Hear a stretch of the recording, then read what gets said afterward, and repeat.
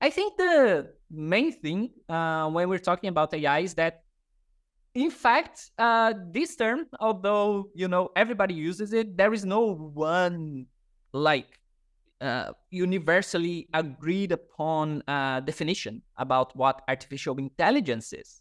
A lot of people say, it's a system, or it's a technology, or it's something like that. Our take, based on research, based on history, is that artificial intelligence is ultimately a goal. It's not really a technology, as in the idea is to pursue smart machines, right? Machines that are able to perform tasks that we relate to human intelligence. So we can say, a conversation, or a recommendation, or like thinking and understanding, identifying patterns. Those are all things that we relate to human cognition. But the AI of today is the common tech of tomorrow. So we have had AI for a long, long, long time now. For instance, all the way back, we had these expert systems. I'm going to show you some examples. And then as we went, we developed more and more things like Siri and Alexa, and they get kind of like embedded in our daily lives. So we stop thinking about them as AI, right? Until the next wave hits. So now we have this next wave with Gen AI. And then, all this conversation is about this. And perhaps, in some years, this will be common tech again, and the technology will advance. So artificial intelligence, in the end, is the pursuit of building machines capable of human-like intelligence. So going all the way back, one of the first very successful commercial uses was, like 40-something years ago. In the 80s. So there was this EXCON, which was deemed called like this because of expert configurer. It was launched in the Digital Equipment Corporation in the US.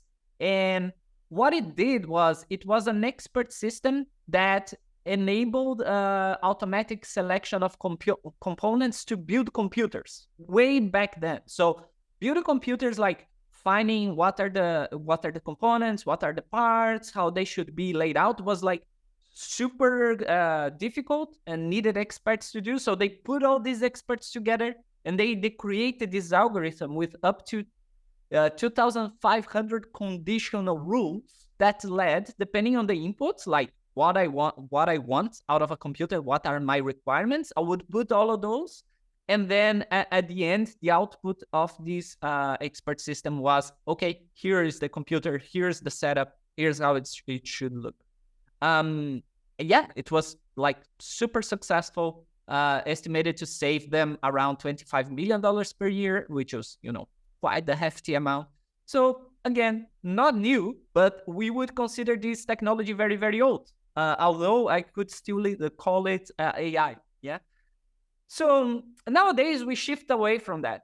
This whole idea of creating a lot of conditional rules, a bunch of if, then else statements, and kind of getting people involved is like, it gets to a nudie at this point. It's super hard, it's too big, and again, sometimes it's like hard or even impossible to do once you get to very, very difficult problems. So like, how do you encode like to a machine to understand what a cat is or what a dog is via conditional rules? It's difficult. So we shifted away from that, and we went to another approach, which is machine learning. And this is the best approach we have right now. It's also a subset of AI, and this is what is happening today. So whenever you think about AI and people talking about AI, usually what they mention is like, it's a system that somehow is powered with machine learning. Or another way to put this is that if it's written in PowerPoint, they're going to call it AI. And if it's written in code, what is actually happening is machine learning, okay? The terms are used interchangeably most of the time, but they are not, again, exactly the same. AI is a goal, is an approach. NML is it's a technology, right?